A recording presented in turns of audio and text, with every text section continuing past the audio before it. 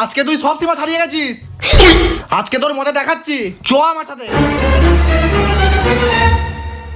চল গাড়িতে বস।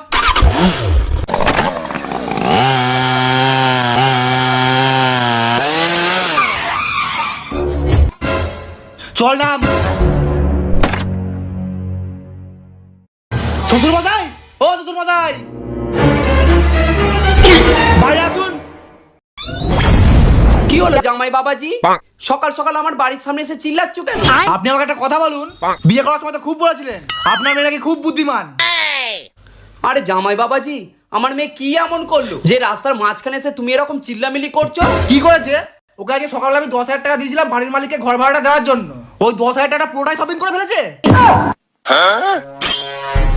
মা, তোকে আমি এই শিক্ষা দিয়েছি, তুই পুরো 10,000 টাকাটার শপিং করে ফেললি?